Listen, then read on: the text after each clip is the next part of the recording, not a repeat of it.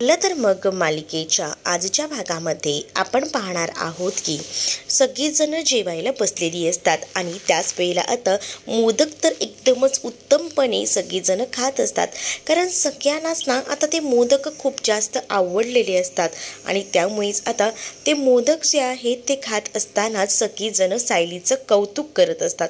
सायलीला म्हणत असतात की खरंच खूप उत्तम मोदक झालेले आहेत, आज तर मी 2 खाणार आहे 5 खाणार आहे असं उल्लेख होत असतो.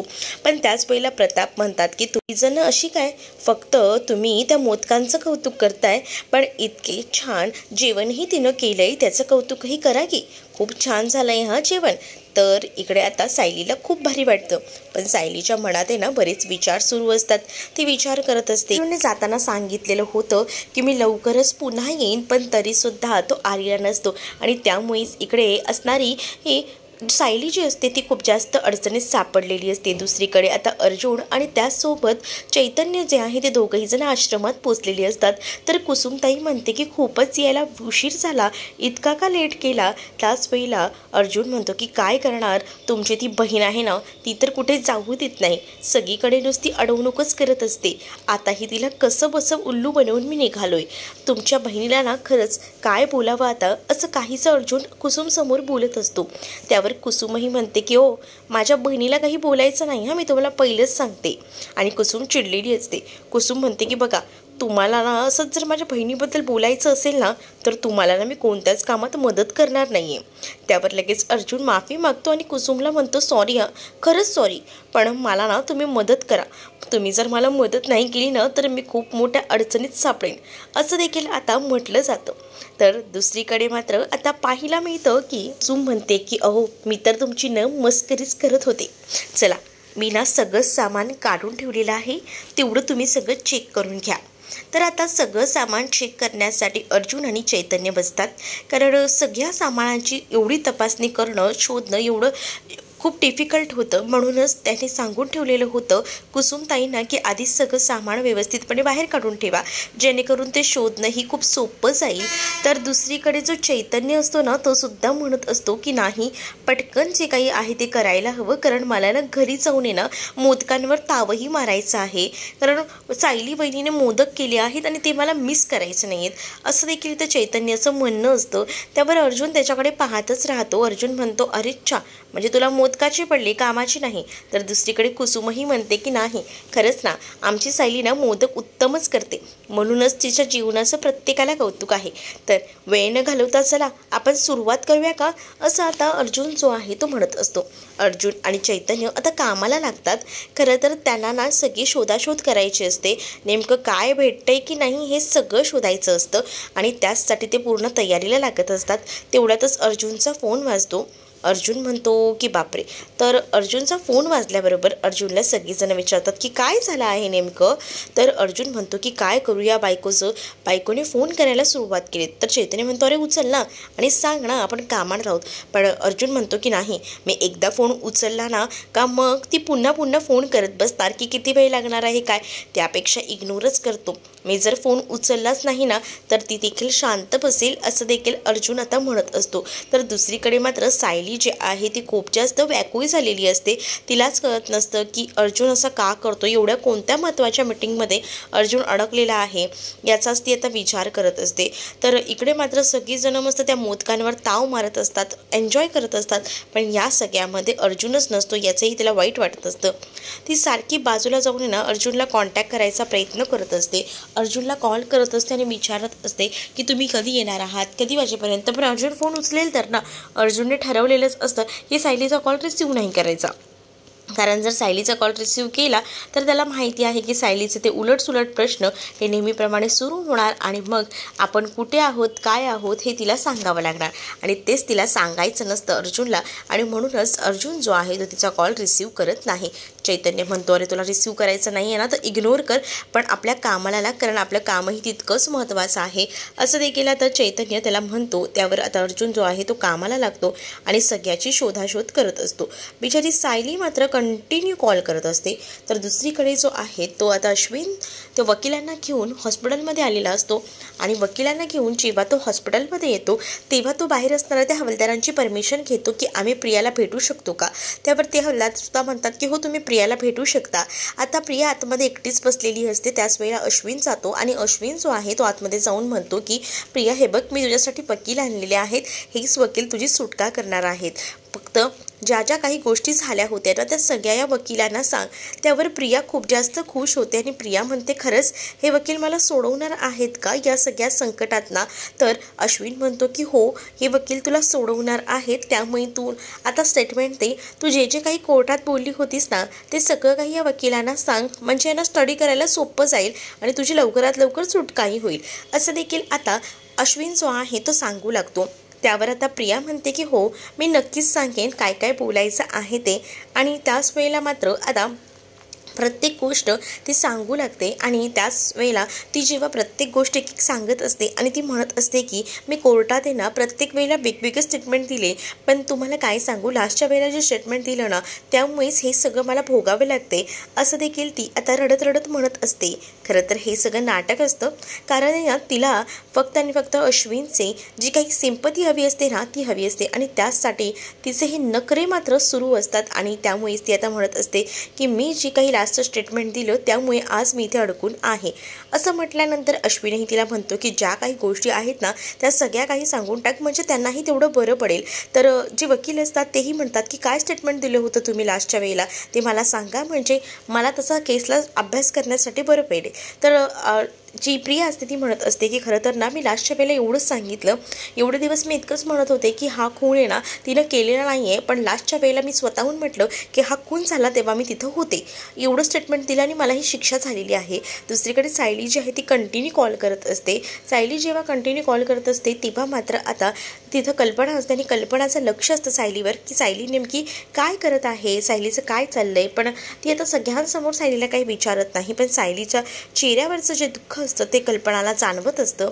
तर इकडे मात्र आता वकिलांना प्रियानं सगळं सांगितलेलं असतं, म्हणजे जे काही स्टेटमेंट दिलेलं असतं त्यामुळे. पण आता इकडे असणारा जो अश्विन असतो तो अश्विन म्हणतो की जर तू आधीपासूनच हे सगळं सांगत आली असतीस ना तर या सगळ्यात अडकलीच नसतीस, सुटली असतीस. पण आता लगेच प्रिया रडण्याचं नाटक करते आणि म्हणते की काय करणार मी, मला ना ब्लॅकमेल करण्यात आलं होतं, महिपत मला सारखा ब्लॅकमेल करत होता आणि त्यामुळेच मला हे सगळं खोटं खोटं बोलावं लागलं, कारण त्यांनी मला प्रत्येक वेळेला ब्लॅकमेल करायचं ठरवलंच होतं आणि मग मला भीती वाटायची की तो माझ्यासोबत काही करेल का. मग दुसरीकडे अश्विन म्हणतो मग तू हे सगळे या सगळ्या ज्या गोष्टी आहेत तू सिनियरला म्हणजेच रविराज काकांना का नाही सांगितलं, त्यांना सांगितलं असतंस ना तर बरं पडलं असतं. प्रिया मात्र आता म्हणत असते की सांगायला काहीच नव्हतं, पण तुला माहिती आहे का इतक्या वर्षानंतर माझे मला बाबा भेटले होते, त्यांना जर मी हे सगळं सांगितलं असतं तर त्यांना पुन्हा टेन्शन आलं असतं, त्यांनी माझ्यासोबत असलेले संबंधही तोडले असते. आणि उलट जर अर्जुनलाही सगळं सांगितलं असतं तर अर्जुननेही याचा सगळा चुकीचा वापर केला असता आणि मलाच अडकवलं असतं. कारण आहे ना मी ज्या दोन व्यक्तींवर प्रेम करत होती ती दोन्ही व्यक्ती माझ्या जवळ होते, पण मी सांगू शकत नव्हते कारण या सगळ्यामध्ये मी अडकले होते. पण आता तू माझ्या आयुष्यात आलायस ना म्हणूनच मी सगळ्या काही गोष्टी सांगते. जसं तू मला सपोर्ट करतोस ना तसं इतर कोणीही मला सपोर्ट करत नाही. एका मुलीच्या आयुष्यात तिच्या वडिलांपेक्षा आणि नवऱ्यापेक्षा काही महत्त्वाचं नसतं. जसं मी आणि बाबांना हे सगळं बोलायला घाबरत होते तसं आता तुला देखील, पण काय करणार मला या सगळ्यातून सुटायचं आहे ना, त्यामुळेच मी तुला हे सगळं काही सांगते असं देखील आता प्रिया जी आहे ती अश्विनला सांगू लागते. आणि हे सगळं ऐकूनच आता अश्विनचे जे कान असतात ते मात्र एकदमच तृप्त झालेले असतात की बापरे माझी बायको माझ्याबद्दल इतका विचार करते. त्यामुळे आता जो अश्विन असतो तो खुश असतो. पण दुसरीकडे मात्र आता प्रिया या सगळ्या गोष्टी सांगते आणि मला लवकरात लवकर सोडवा यातून असं देखील म्हणत असते. तर इकडे सायली जी आहे ती कंटिन्यू कॉल करत असते पण अर्जुन काही कॉल रिसीव्ह करत नसतो. तर हे सगळं काही कल्पनाला कळतं. कल्पना हळूच मागे जाते आणि सायलीच्या खांद्यावर हात ठेवते. त्याबरोबर सायली दचकते. सायली म्हणते आई तुम्ही इथं. तर त्यावेळेला सायलीला कल्पना म्हणते की मला माहिती आहे तू सारखे अर्जुनला कॉल करतेस पण अर्जुन तुझा कॉल रिसीव्ह करत नाही आहे बरोबर ना. तर सायली म्हणते हां बघा ना आजकाल आहे ना हे असे का वागतायत ना मला खरंच कळत नाही आहे, खूपच निष्काळजीपणे वागतायत, म्हणजे त्यांना काहीच पडलेलं नाही आहे. मी काळजी करत असेल काय वाटत असेल मला याबद्दल त्यांना काहीच वाटत नाही आहे, का असं करत असतील ना मला खरंच कळत नाही आहे असं देखील आता इथे असणारी जी सायली आहे ती कल्पनाला म्हणत असते. कल्पना तिला थांबवते आणि कल्पना म्हणते की बाळा इतका विचार करू नकोस, सगळं काही चांगलं होईल, फक्त थोडा वेळ दे. आणि तसंही मला माहिती आहे आज ना मला खरी किंमत तुझी कळलेली आहे, म्हणजे इतके दिवस आहे ना मी विचार करत होते, इतक्या या निरागस मुलीला मी कसं काही माझ्या नजरेआड करत होते. किती तो निरागस चेहरा, किती ती काळजी, सगळं काही तुझ्या डोळ्यात दिसतं गं. असं देखील बोलून सायलीला आता कल्पना जवळ घेत असते. त्याच वेळेला आता सायली कल्पनाला म्हणत असते की आई, आज मी इतकी खुश आहे ना, तुम्हाला काय सांगू, मी शब्दात नाही सांगू शकत आहे. पण कधीही तुम्हाला काही वाटलं ना, तर तुम्ही मला जे काही आहे ते विचारा, जाब विचारा आणि मोकळ्या व्हा, पण माझ्याशी बोलणं टाळू नका. असं देखील आता सायली जी आहे ती बोलू लागते. त्यावेळी कल्पना म्हणते की नाही, आता तुझ्याशी बोलणं टाळणं शक्यच नाही. अश्विन आता भेटायला आलेला असतो पुन्हा एकदा वकिलांना, आणि वकिलांना सगळी बाजू समजावून सांगत असतो. त्याच वेळेला आता ते वकील जे आहेत ते म्हणत असतात की तुम्ही काळजी करू नका, तुमच्या बायकोला सोडवणं आता माझ्या हातात आहे, मी लवकरात लवकर त्यांची सुटका करेन, तुम्ही बिलकुलही टेन्शन घेऊ नका. पण सगळं पॉसिबल होऊ शकतं ना, असं देखील आता विचारलं जातं. त्याच वेळेला आता वकील जे आहेत ते म्हणतात की हो, सगळं काही पॉसिबल आहे, फक्त थोडा वेळ द्यायला हवा, पण याबद्दल ना बाहेर कुठेही वाच्यता करू नका की आपण जे आहे ती प्रिया मॅडम यांची सुटका करत आहोत. कारण जर तुमच्या भावाला हे कळलं तर ते या सगळ्यात अडचणी घालू शकतात, हे देखील वकिलांनी सांगितलेलं असतं. पण अश्विन म्हणतो की त्याला जर बाहेरून कळलं तर नाही, शक्यच नाही आहे ना त्याला कळणं, कारण का त्यांनी ही केस हातात घेतलेलीच नव्हती, त्यांची ही केसच नाही आहे, त्यामुळे ते काही यामध्ये लक्ष घालणं शक्यच नाही. पण जर त्यांना कळलं ना तर ते यावर नक्कीच गदा आणू शकतात आणि त्यामुळेच आपल्याला ही गोष्ट त्यांच्यापर्यंत पोहोचू द्यायची नाही आहे. एकदा का बेल झाली आणि मग गोष्ट पोहोचली ना तरी काही हरकत नाही, पण आता आधी तरी काहीच नको त्यांना समजायला, असं देखील आता ते वकील जे आहेत ते अश्विनला सांगू लागतात. दुसरीकडे आता सायली जी आहे ती मात्र खूप जास्त टेन्शनमध्ये असते, कारण आहे ना तिला खरं तर ना टेन्शन आलेलं असतं, दुसरं तिचं कोण नाही तर अर्जुनचं. पण आता कल्पना तिला समजावते आणि कल्पना म्हणते की मला माहिती आहे बाळा, तुला खूप जास्त टेन्शन जे आहे ते आलेलं आहे ते अर्जुनचं, पण तू अर्जुनची काळजी करू नकोस. तर सायली म्हणते की सध्या ना मला असं वाटतंय ना की ते माझ्यापासून काहीतरी लपवत आहे, माझ्याशी खोटं बोलत आहेत, कारण ना प्रत्येक गोष्ट ना मला ते सांगतच नाही आहेत. पण दुसरीकडे मात्र कल्पना म्हणत असते की तसं असू शकतं, काही कळत नाही आहे, पण आपण ना त्याची आता चांगलीच खोड मोडूया, म्हणजे ना मलाही त्याच्याशी बोलायचं नाही आहे, आपण दोघी मिळून त्याला बटणीवर आणूया, असंही आता त्या दोघींचंही ठरतं. आणि म्हणूनच आता त्या दोघी जणी छान गप्पा मारत असतात, कारण त्या दोघींनी ठरवलेलं असतं की आता या अर्जुनला बटणीवर आणायचं असेल, त्यासाठी दोघींचंही प्लॅनिंग आता मात्र जोरदारपणे सुरू असतं.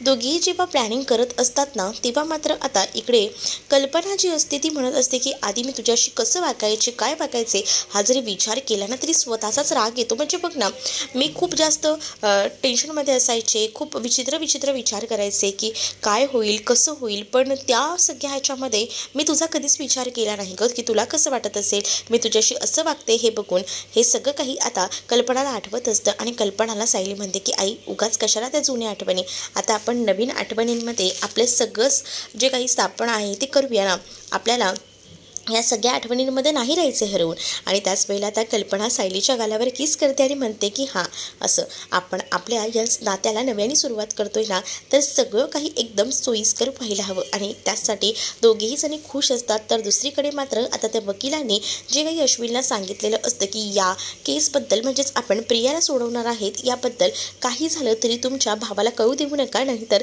ते जे आहेत ते ह्याच्यावर गदा आणू शकतात. आणि या सगळ्या गोष्टी ज्या आहेत त्या अश्विनला सुद्धा पटतात.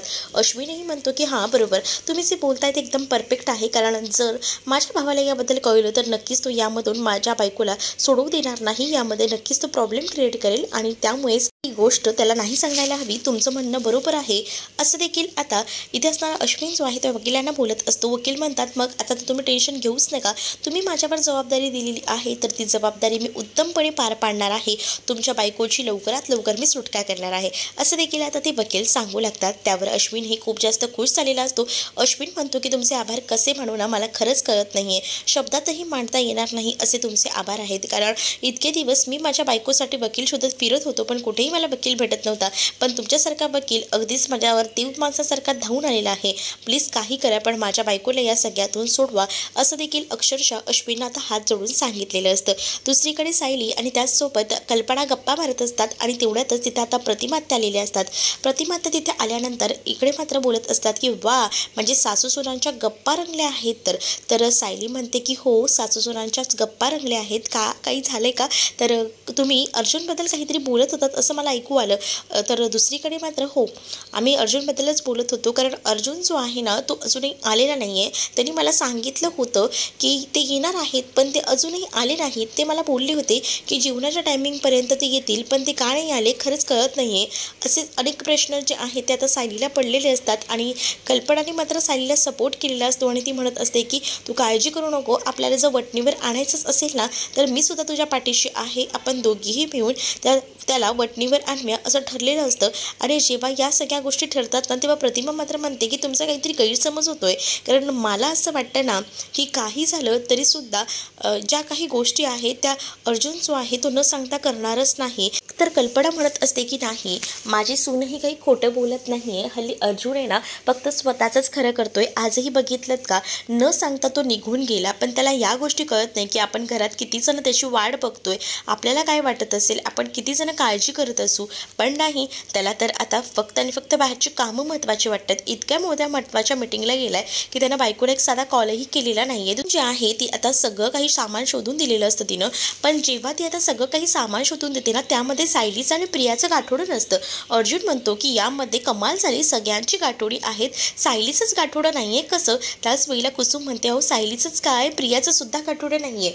तर आता अर्जुनच्या हेही लक्षात येतं. अर्जुन म्हणतो बापरे पण हे कसं शक्य आहे, कारण बाकी सगळ्यांची गाठोडी आहेत. तर अर्जुन विचारतो की मला जरा सांगा जेव्हा ही लोक यांची लग्न झाली म्हणजे ही लोक हे आश्रम सोडून गेले तेव्हा त्यांना गाठोडी पुन्हा दिली होती का. तर कुसुम म्हणते की नाही असं कधीच नाही झालेलं, कारण सगळ्यांची गाठोडी इथेच होती. पण तुम्हाला सांगू का जेव्हा हे आश्रमाचं हे असं झालं ना तेव्हा सगळं सामान ना इकडे तिकडे हस्ताव्यस्त झालं, काही सामान पोलीस कोठडीत, काही सामान इथं. त्यामुळे मला असं वाटतं की काहीतरी प्रॉब्लेम झालेला दिसतोय असं देखील आता जी काही कुसुम आहे ती म्हणत असते. आणि जेव्हा कुसुम या सगळ्या काही गोष्टी ज्या आहेत त्या आता सांगू लागते ना तेव्हा मात्र आता अर्जुनही विचार करतो. पण अर्जुन म्हणतो की सायलीचं आणि प्रियाचंच गाठोडं असं कसं गायब होऊ शकतं, या सगळ्याचा शोध घ्यायला हवा. म्हणजे आपण सगळीकडे पाहिलं पण कुठेही काहीच सापडलं नाही, मग नेमकं काय असेल, कुठे शोधावं लागेल आपल्याला हे सगळं, असाच विचार आता ते तिघही जण करत असतात. इकडे मात्र आता सायली वाट बघून बघून वैतागलेली असते. ती अक्षरशः म्हणते की काय करू ह्यांचं, अजूनही आलेले नाही आहेत, कॉलही रिसीव्ह करत नाही आहेत. कल्पना म्हणत असते की बाया मी तुला म्हटलंय ना तो आला की त्याची आता आपण चांगलीच फिरकी घेऊया, त्याला मीही सोडणार नाही आहे. प्रतिमा आता आलेली असते आणि प्रतिमा म्हणते नका काळजी करू, अर्जुन आहे ना खोटं बोलून कुठेही जाणार नाही, मला माहिती आहे, तो लवकरच पुन्हा येईल आणि तुम्ही उगाच आहे ना त्याची काळजी करत बसता, तुम्ही काळजी करू नका, सगळं काही ठीक होईल असं देखील आता सांगितलं जातं. आणि जेव्हा या सगळ्या गोष्टी सांगितल्या जातात ना तेव्हा मात्र प्रतिमा जी आहे ती सायलीला म्हणते की तू उगाच आहे ना अर्जुनवर संशय घेऊ नको, अर्जुन काही खोटं वगैरे बोलत नाही, अर्जुनला मला माहिती आहे ना अर्जुन कामासाठी बाहेर गेला असेल, तर तुझ्याशी खोटं बोलणं शक्यच नाही का. आणि त्याच वेळेला आता प्रतिमा म्हणते की मलाही निघायला हवं, तसंही आता तुमचं सगळ्यांचं समेट तर चांगलं घडून आलेलं आहे, त्यामुळे मी आता इथे थांबून तरी काय करू. पण आता सायली ऐकत नसते. सायली म्हणते की नाही तुम्ही थांबा ना. तर दुसरीकडे आता अर्जुन आणि जो चैतन्य असतो ते बाहेर पडतात आणि म्हणतात की चला आता आपल्याला निघायला हवं. पण खरंच आपण इथे आलो पण आपल्या हाती तर काहीच लागलं नाही, म्हणजे आपण ज्या गोष्टी शोधायला आलो होतो त्या गोष्टीही हाताला लागलेल्या नाही आहेत. आपण बरेच प्रयत्न केले, आपण सगळी कपाटही शोधली, पण ती गाठोडी कुठे गेली असतील याचा शोध जो आहे तो काही आता लागत नसतो. तेवढ्यातच तिथे आता कुसुम आलेली असते आणि कुसुम तिथे येऊन बोलते की मला ना जरा तुम्ही सोडाल का, म्हणजे ना मला पुढे जायचं आहे आणि मी एकटी कशी जाऊ मला कळत नाही आहे, मला जरा हॉस्पिटलपर्यंत सोडाल का. तर अर्जुन म्हणतो की काय नाही सोडणार, कुसुमताई बसा ना, तसंही नाही त्या रस्त्याने जायचं असलं असतं ना तरी मी तुम्हाला सोडलंच असतं, चला या बसा रे गाडीमध्ये, असं बोलून तो कुसुमलाही गाडीत बसायला सांगतो. आता तिघही जण पुन्हा एकदा पुढच्या प्रवासाला निघतात. खरं तर अर्जुनला कळत नसतं की ती गाठोडी आता कुठे शोधायची, कारण सायलीच्या बद्दलची माहिती त्या गाठोड्यांमधूनच अर्जुनला कळणार होती, पण ती गाठोडी जी आहेत ती आता आश्रमात नसतातच आणि म्हणूनच खूप जास्त टेन्शन जे आहे ते खरं तर आता अर्जुनला आलेलं असतं आणि अर्जुन जो आहे तो त्याचीच काळजी करत असतो. पण आता कुसुमही म्हणते की आपल्याला सुद्धा यावर काहीतरी मार्ग काढावा लागेल, काही ना काही शोधाशोध करावी लागेल, तेव्हा कुठे जाऊन आपल्याला सगळं काही सापडेल असं देखील आता तिनं म्हटलेलं असतं. तर आता अर्जुन, चैतन्य आणि कुसुम जे आहेत ते आता जायला निघतात हॉस्पिटलच्या दिशेने आणि त्यानंतर अर्जुन जो आहे तो घरी जाणार असतो. इकडे प्रतिमाने सांगितलेलं असतं की मी देखील घरी जाते, पण सायली अडवत असते. सायली म्हणत असते की प्लीज ना प्रतिमा तर जाऊ नका ना, थांबा ना. पण प्रतिमा म्हणते की जायला तर हवं ना, आता सगळं काही नीट झालं आहे इथं आणि कशाला इथे थांबू ना. तसंही मला ना सुमन आहे ना खूप जास्त काळजीत दिसते. सुमनचं सध्या काय चाललं आहे खरंच कळत नाही. तसंही सुमनवर एकटीवर जबाबदारी पडते ना, म्हणून नको वाटतं. तर सायली म्हणते की ठीक आहे जा. आणि तसंही कसं तुम्हाला तुमची दोन्ही घरं जपायला हवीत ना. थांबला तिथे बरेच दिवस आमच्यासाठी, पण अजून थोडे दिवस थांबला असतात तर बरं वाटलं असतं. तर लगेचच प्रतिमा म्हणते की नाही मी नंतर नक्कीच येईन, पण आता ना मला जावं लागेल खरंच. कारण का सुमन मला जरा काळजीत दिसते. तिला काय झालं आहे ते सुद्धा मला हळूच तिला विचारावं लागेल. म्हणूनच मी ठरवलं आहे की नाही जायचं असं देखील आता ती सांगत असते. आणि जेव्हा या सगळ्या गोष्टी ती आता सांगू लागते ना, तेव्हा मात्र कुठेतरी जाऊन आता कळू लागतं की नाही आपल्याला प्रतिभा त्याला सोडायला हवं. सायली म्हणते की ठीक आहे प्रतिभा तू जा, पण काळजी करू नकोस, सगळं काही ठीक होईल असं देखील तिला आता सांगितलेलं असतं. तर दुसरीकडे मात्र आता कल्पनाही म्हणत असते की नीट सांभाळून जा आणि आमची आठवण नक्कीच काढ आणि पुन्हा येत राहा, कारण आता आपल्याकडे नवरात्र आणि त्यासोबत दिवाळी या सुद्धा सणांमध्ये मजा असते. तू जर राहिली असतीस तर बरं वाटलं असतं असं देखील आता तिला म्हटलं जात असतं. पण ती म्हणते की नाही मला निघायला हवं, यांच्याकडे सुद्धा मला लक्ष द्यायला हवा असं आता तिचं म्हणणं असतं. तर इकडे मात्र कल्पनासुद्धा आता मजा घेत असते आणि प्रतिमाला म्हणत असते की बरोबर नाहीतर रविराज भाऊजी आमच्यावर चिडतील की आमच्या बायकोला अजून किती दिवस तुम्ही तिथं ठेवून घेणार आहात असं बोलून प्रतिमाची मजा घेतली जाते. तर दुसरीकडे पुढील भागात आपल्याला पाहायला मिळतं कल्पना आणि त्याचसोबत सायली जे आहे ते दोघंही जण अर्जुनची वाट बघत असतात. आता अर्जुन घरी येतो. अर्जुन घरी आल्यावर त्याला भूक लागलेली असते. त्याला सायलीचे हातचे मोदक हवे असतात आणि त्याचसाठी तो आता सायलीच्या मागे पुढे करत असतो. मात्र या दोघीही जणींना आता त्यांची चांगलीच गट्टी जमलेली असते. काही आता दोघीही जणी अर्जुनसोबत बोलत नसतात. अर्जुन मात्र सायलीच्या मागे नुसता फिरत असतो. तर कल्पनाने सांगितलेलं असतं ग ते 2 मोदक जे उरलेले आहेत ना ते 2 मोदक घेऊन ये, आपण मस्तपैकी मोदक खाऊया. 2च मोदक उरलेत असं अर्जुन म्हणतो आणि अर्जुन जो आहे तो त्यांच्या बाजूलाच बसतो. पण त्याला ना एकही मोदक देत नाही. पण या दोघीही मस्त त्या मोदकाचा आनंद घेत असतात आणि अर्जुन त्यांच्याकडे पाहत असतो. तर दुसरीकडे मात्र त्याला भूकही लागलेली असते. आता तो म्हणतो की घरातच जेवणहीच नसेल ना तर मला आता बाहेरूनच ऑर्डर करावं लागेल. तो सुद्धा त्यांची मजा घेत असतो. पण आता त्या दोघीही म्हणतात की बाहेरून ऑर्डर वगैरे काहीच करायचं नाही, आधीच तुला सांगून ठेवतो आणि असं बोलून चिडतात. अर्जुनला सुद्धा या सगळ्याचं हसू येतं, कारण सायली आणि कल्पनाने जे काही प्लॅनिंग केलं होतं याला उपाशी ठेवायचं त्याने तर ते प्लॅनिंग फ्लॉप केलेलं असतं. तुम्हाला हा भाग कसा वाटला हे नक्कीच मला कमेंटमध्ये सांगा आणि अशाच नवनवीन भागांसाठी आपल्या चॅनलला सुद्धा सबस्क्राईब नक्कीच करा. चला तर मग भेटूया पुढच्या भागामध्ये. तोपर्यंत टाटा बाय.